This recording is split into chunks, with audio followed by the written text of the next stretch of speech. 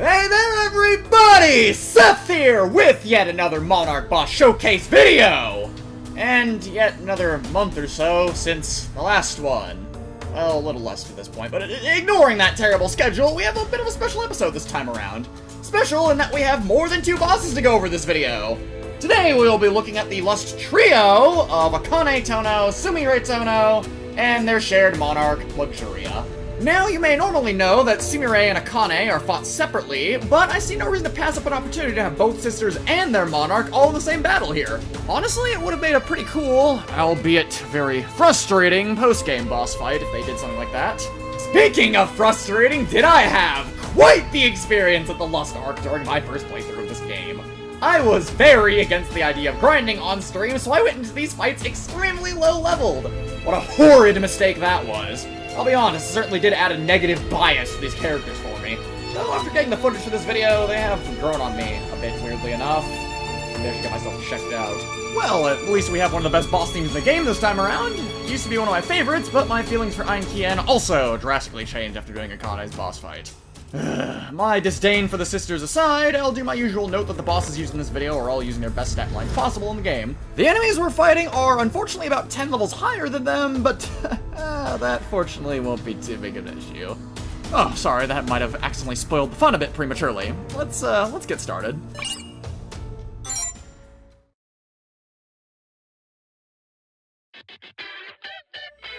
Rout them!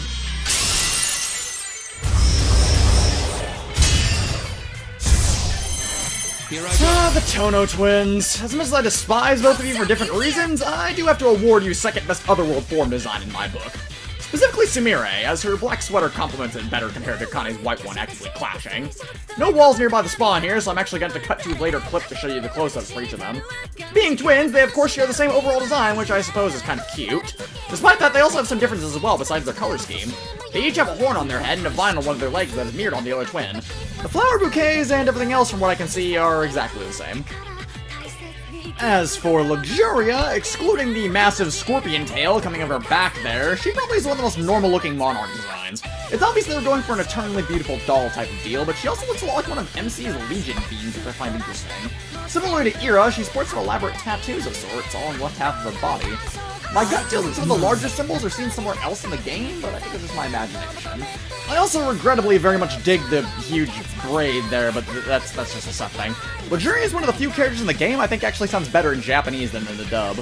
Though I do think the dub admittedly fits her older woman vibe better, as her original voice sounds much younger. She is overall drastically inferior to Suburbia in every way, but that goes without saying. In the name of love. As for stats and move pools, the Tono twins have some of, if not the smallest movesets in the game, actually. Though with the Lust skills being some of the most obnoxious ones in the game, you'll see the lack of variety doesn't hamper them too much. We'll start with Sumire. Being more or less a mid-boss, she is the weakest of the group in both stats and skills, but she is still pretty dangerous in her own right. Lust is entirely Psi-oriented, and fitting enough it's tied for her highest stat along with defense. Since Psi counts for authority resistance and attack power, not only can she do good damage with her powerful authority skills, but combined with her defense, she is very bulky to both arts and authority damage. Though her attack stat is a decent 160, only being 30 lower than her Psi, you'll basically never be doing standard attack with her. Unfortunately, Sumire, her sister, and their Monarch all suffer from the dreaded forward movement, just like every other Act 1 member of the trio. Though, as mentioned, her move pool is very small at only 4 usable skills, the 4 skills in question are quite potent. Level 3 Frozen Thorns is a very good radius scope for targets grouped up around her, sporting decent power and chance to reduce their movement as additional punishment. Hailstorm, despite only being level 1, is the bane of my fucking existence, having huge range and hitting 3 times and a small chance of reducing movement, leaving victims without hope of escape. This unholy trinity is capped off by Heat of Passion level 2, which allows her to inflict and abuse Charm, the most annoying status effect in the entire game in my opinion. The 4th skill is the usual boss-exclusive Mind Over Madness, followed by the 2 common boss passives. Despite her status as a mid-boss, her stats and skill pool makes Sumire a force to be reckoned with. I'll turn everything to ash. Her level of devastation, however, completely pales in comparison to Akane, the real boss of the Lust Arc and easily the biggest threat of this trio. To start, her stats are of course superior to her sisters, having 50 more HP, putting her even with Subaru and Smabuki, 10 extra attack, 20 extra defense, 10 extra side, 20 extra agility, and 5 extra luck. This actually leaves Akane as having the overall best stats in the initial Act 1 pack bearers, having the highest Psi and also tying Sumabuki's defense stat. But oh boy, it gets worse! Watch as Akane exerts her yandere supremacy by also having the best moveset of the initial Act 1 pack bearers and this entire group, probably! Look at this bullshit! Rain of Fire is the fire equivalent of Hailstorm, though instead of a single target, is an AoE attack that can hit multiple targets for considerable damage. Luckily, unlike Hailstorm, it only hits one time, though. Scorching Fan is yet another multi-target option that, while having less overall range than Rain of Fire due to being a sweeping attack, sports a disgusting 170 power just at level 3.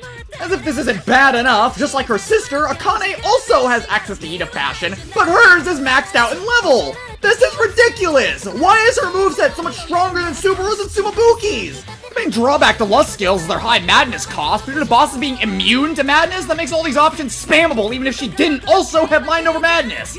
Akane is an incredibly destructive force, but evading her affinity for fire, she gave me hell in her boss fight. Only God knows why the developers decided to give her a bunch of level 3 boosted skills and then leave the other two with absolute shit in comparison. I don't mind. Last but not least is Luxuria. As usual, being the Monarch grants her the highest level in stats, though besides HP, they are actually quite close to Akane's. Luxuria is the frailest of the initial Act 1 Monarchs, actually, sporting only 680 HP to Era's 700 and Nvidia's 730. Though her psi stat is her highest, Luxuria can shockingly function as a mixed attacker due to her decent attack, and her varied move pool further supports this. However, just like with the Tono sisters, your best bet is of course most of the time going to be her ability skills. Luxuria, despite being a Monarch and in shocking contrast to Akane, possesses only level 1 skills for some reason. How that makes sense is beyond me, but despite having the overall lowest level skills, Luxuria can still be quite dangerous. She can utilize the combined might of both fire and ice, possessing Akane's Scorching Fan and Sumire's Hailstorm for a deadly combination. On the fire side, however, she adds the devastating Heat Death to her arsenal, which is a multi-target column skill that tends to inflict instant death on top of having decent attack power. Luxuria also sports 2 unique signature moves instead of 1 in Crimson Fireworks and Love Stings, a trait only shared by 2 other bosses in the game. Despite that, while Luxuria is certainly a threat, Akane is easily much more dangerous due to her higher level skills. Something else worthy of mention about Luxuria and the twins is that they possess a unique trait that no other enemies in the game do. That trait being their movement speed is much slower than normal since they solely walk around instead of running while moving. This, however, doesn't affect the actual distance they can move and is purely cosmetic. As you can see right now, though, they are very clearly moving at normal speed, which looks very weird. I actually tried quite a bit to see if I could enable the walking movement, but I was sadly unsuccessful. So, while it doesn't affect much besides visual presentation, we'll sadly have to live with it. On to more direct functions, though. Sumire and Akane, both being pack bearers, can of course, like the others before them, use Resolve to go into Awakening. Here's some of their voice lines and activation scenes for it. To take everything back! I'll turn everything to ash! The stains, the sorrow, everything! Witness my love! Take it all in.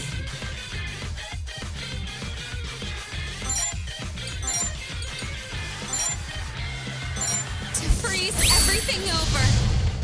This is the nature of my love! Burn, baby, burn! I'll stop you here! I'll burn it to ash! Give up already! Of the previous pack bearers, Awakening on these two is easily the most scary, especially on Akane, as it drastically boosts her already frightening attack power to outright disgusting levels. If the enemies in this area weren't currently about 8 to 10 levels higher than my boss teammates are, they would likely be getting one-shotted. I'd say her offensive abilities surpasses even Era in some cases. I'll go ahead and roll the missed footage now so you can see these 3 in action before we talk about Luxuria's special skills. I've got it!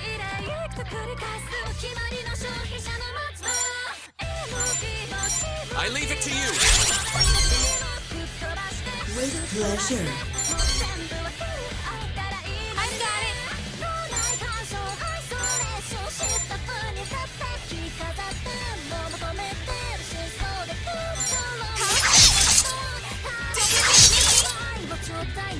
Take it all in. I just want to clean it all away!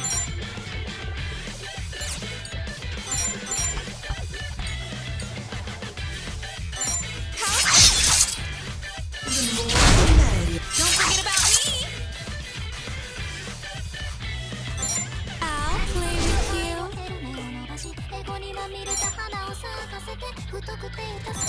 Now I'm interested. Fair. Art, isn't it?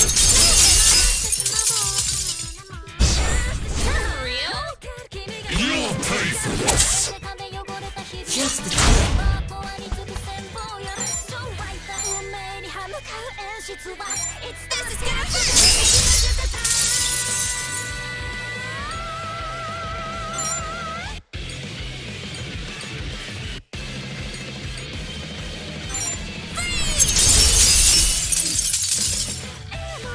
Here I go.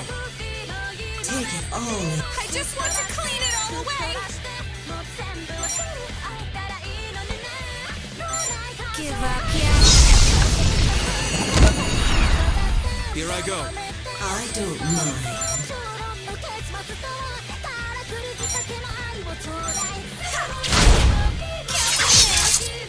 Don't forget about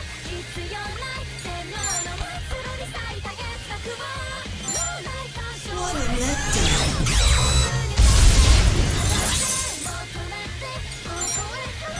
Done already? Fine by me. If you insist. Stains and pain are nothing new.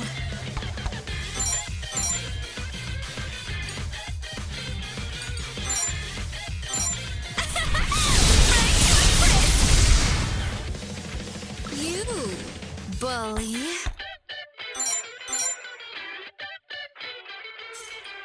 I gave up everything for this. Bye now. I leave it to you. Ready for more?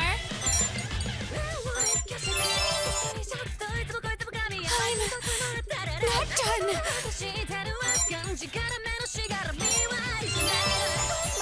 I'm at my limit. I can't take it. I won't give up.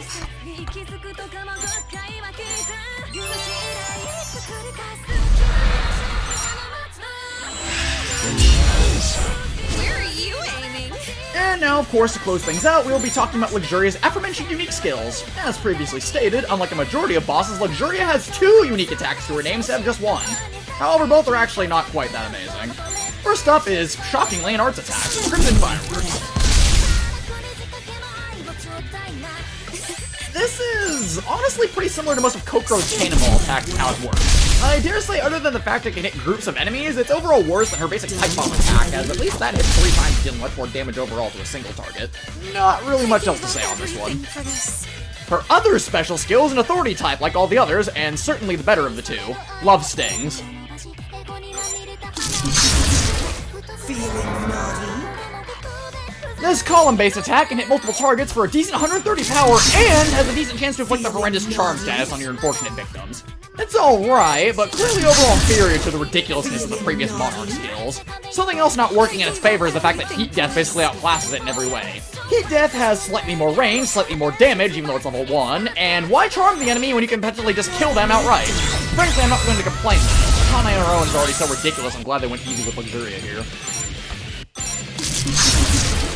Feeling naughty? Thus concludes our little evaluation here on the Lust Trio. Luxuria and Sumire are each decent all-around party members in their own rights, and Akane is just an outright war crime against early game balancing. They all have strong movesets and good stat pools, making them all effective and useful in a fight. Much to my dismay, I think these 3 are the strongest bosses we've looked at so far, though they most certainly won't be keeping that title for long. Luxuria is probably my least favorite Monarch in the game, Sumire is extremely whack and I don't like her, and while I certainly am all for yandere supremacy, I find Akane to be below average character-wise. She absolutely deserved her revenge on that asshole Hitafumi though, and I'm really glad she got it. As mentioned, for some slightly revolting and unknown reason, doing this video made me like them a bit more / hate them a bit less, though. They really are lucky Ein Kian is such an amazing song, even if at the boss fight for this arc may be hated afterwards. I guess they're ironically, in these ways, the opposite of Subaru. Great boss theme, questionable characters. Thank you very much for watching, hope you enjoyed, and I hope to see you back for the next Monarch boss we have in store. The final boss of Act 1 as a whole, the Pact Bearer of Greed, and their Monarch. I am and am not looking forward to it for conflicting reasons. I'm going to assure you, though, they are quite strong. Until then, I'll see you later.